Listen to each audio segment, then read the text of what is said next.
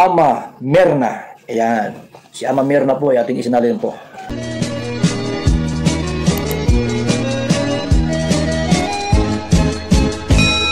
Hello, good morning! Narito po muli tayo para magbigay ng konting reaction tungkol sa aking napanood dito sa isang video ni Kalinga Prab. Good vibes lang po ito ha, at ito ay aking opinion lang, ito ay aking obserbasyon lang. Magbigay lang ako ng konting kuro-kuro o konting reaction. At syempre, iba-iba tayo ng mga opinion, di po ba? Ito ay base lang sa aking opinion po. Kung gusto po niyo mapanood ang aking tatalakayin ngayon o ang aking tinatalakay ngayon, ay panoorin po ninyo ang video ni Kalinga Prab.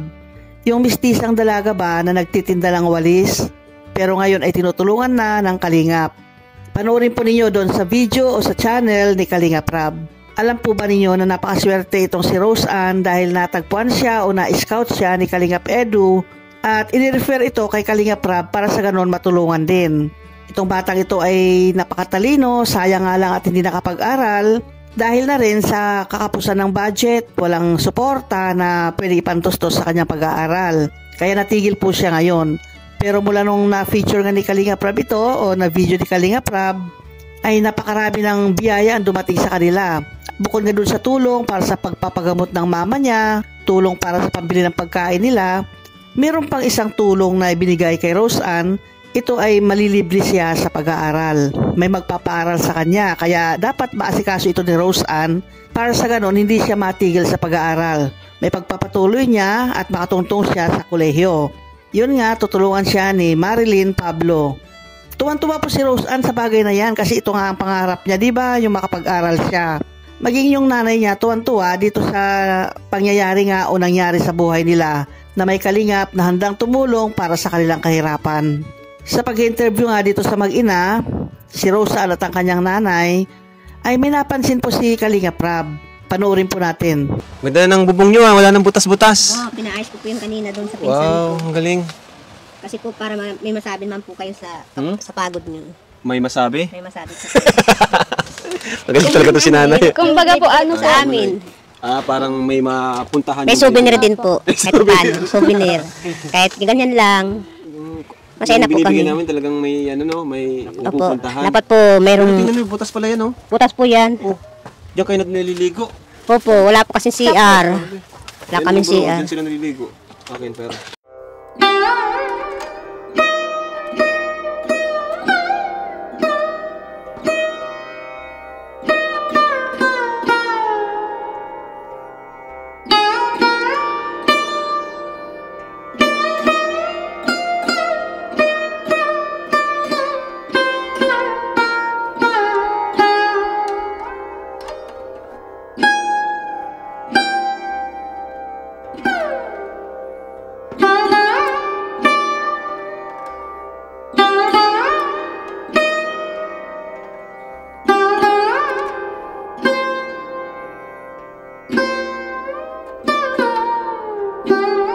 Ayun, napansin nga na wala pala silang CR. Wala silang bathroom para makaligo sila ng maayos. Open na open yung likod nila. Pag maligo sila, yun, isasarado lang yung main door doon sa harapan nila. Oo nga, nakasarado nga yung harapan nila. Walang maninilip sa kanila doon sa harapan. E paano naman doon sa likuran? Bukas na bukas po yung sa likuran. Lalagyan mo man ng tabing yan, pero hindi lahat ay secured ka. Dahil kung matabingan mo man yan, ay napakapiranggot lang yung may tatabing mo. Eh, 4 na sulok yan, di ba? Dapat 4 na sulok din, may pader. Para sa ganon, may seguridad naman sila sa kanilang paliligo. Hindi nga natin alam kung may nambuboso sa kanila tuwing maliligo.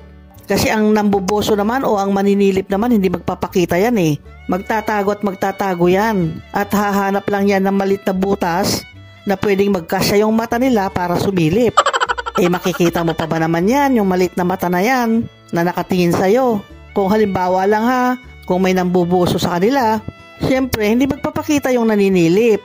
Kung meron man, halimbawa kung meron man, baka inabang-abangan na yan. At sila Rosa naman, pag maliligo, kahit anong lingon-lingon mo dyan, wala namang makitang tao. Ayun nga, paano may makikita kung nakatago nga, di ba?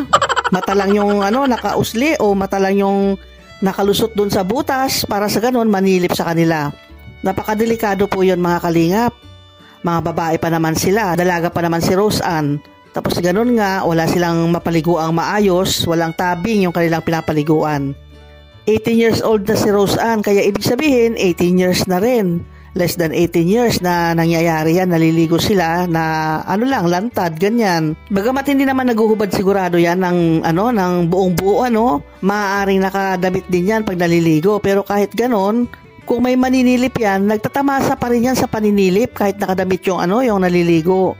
Sana nga wala, sana lang. Ang sinasabi ko lang ay baka kung sakaling meron nga na ganon naninilip, ay talagang enjoy na yan sa paninilip sa kanila. At hindi lang yun napansin ni Kalinga Prab, wala pala silang kubeta. Yan ang pinakamahirap sa lahat, yung walang kubeta. Nakiki-CR lang daw sila dun sa kapitbahay. Paano kung gabi na, emergency na may nangyari sa'yo, sumakit ang tiyan mo, ganyan, kailangan mo mag-CR. Ay kakatok ka pa dun sa kabilang bahay para maki-CR. Mahirap yung ganon. Bagamat mabait ang kapitbahay, syempre naman, mahihiya ka rin kahit papaano. Pero dahil nga wala silang kubeta, ay lalakasan mo na lang ang loob mo na kumatok sa kanila para makigamit lang ng kubeta, di ba? Importante talaga ang kubeta sa loob ng tahanan. Kung wala man sa loob ng bahay, nasa tabi ng bahay, ganyan. Napaka-importante po yan sa lahat ng bagay. Di baling wala kang kwarto, di baling wala kang sala. Basta ang importante, may kubeta ka. Sa experience ko lang po, may kwento ko lang. Pag ako yung lumalabas, pumupunta sa ibang lugar, halimbawa, pupunta ako sa isang mall. Doon sa mall, inaalam ko kung saan nakapwesto yung mga CR. Kasi pag emergency nga naman, sobrang naiihi ka na o sobrang sumakit yung tiyan mo at kailangan mo magkubeta, tapos hahanapin mo pa yung CR kung saan banda, magtatanong ka pa, magbabasa ka pa kung saan yung CR. May mababasa ka naman doon sa mall, diba, nakaaraw kung saan pupunta yung CR. Pero sa akin, inaalam ko na kaagad kung saan yung CR na banda. Para sa ganon, alam ko kung saan ako pupunta kaagad. In case na may mangyari sa akin na emergency na kailangan ko talaga ang CR. Kahit sa mga restaurant, ganyan, o sa amang ginaganap yung mga okasyon, ang hinahanap po talagang unang-una ay CR.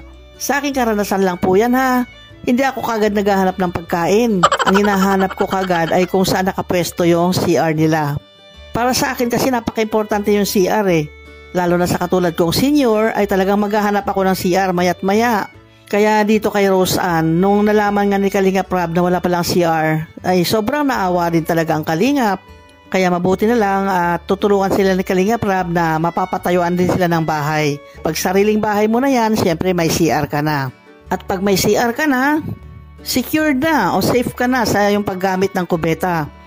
Maligo ka man yan, nakahubad ka man na naligo dyan, ay wala nang mamboboso sa'yo. At pag emergency man na kailangan mo ang CR, ay nandyan na mismo sa loob ng bahay mo. Kaya maswerte itong sila Rose Ann at ang kanyang nanay dahil bibigyan sila ng bahay ni Kalinga Prab. Patatayuan sila ng bahay.